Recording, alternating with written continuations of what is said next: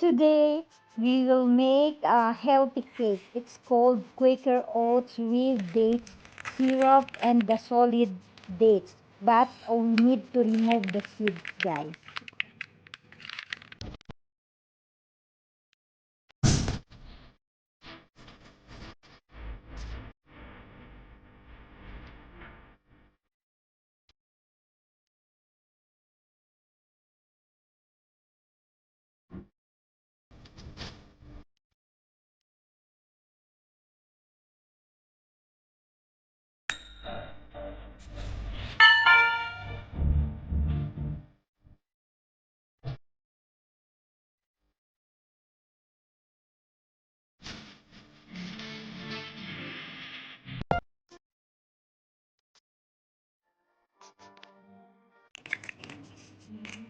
Add lemon juice, vanilla essence,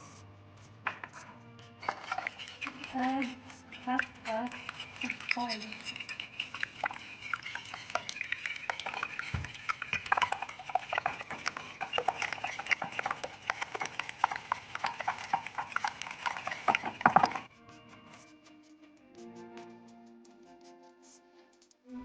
Syrup, and of course, a little bit of honey.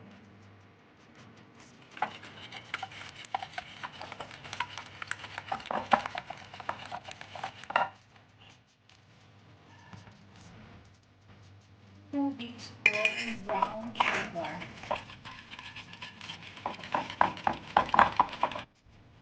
You need to add also the dates, but without seeds.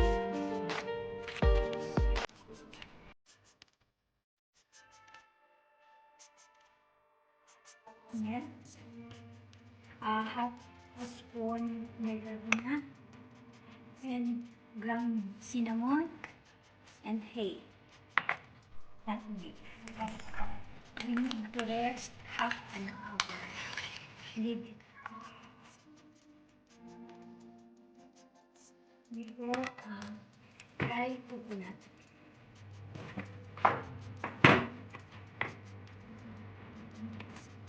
Okay. And then walnut.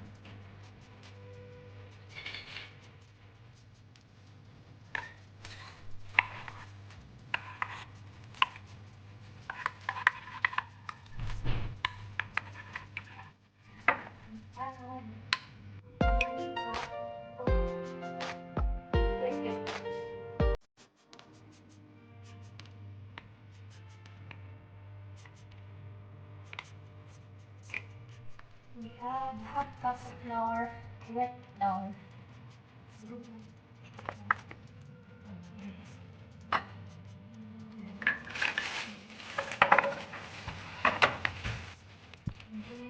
The dates.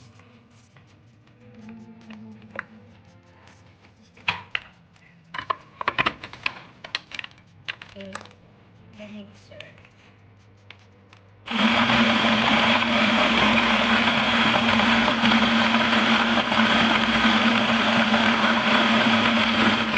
Combine together.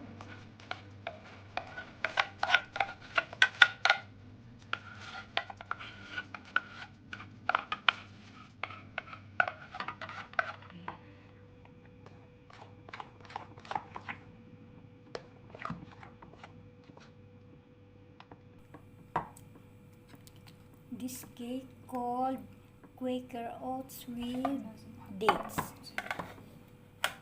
This is our cake with Quaker Oats with dates. Cakes Quaker Oats with dates. Put in the oven for 180 degrees. 180 degrees. Half an hour.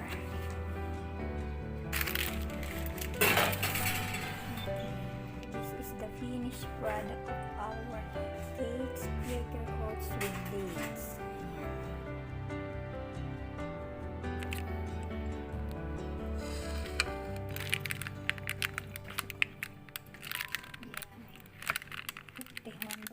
Healthy cake.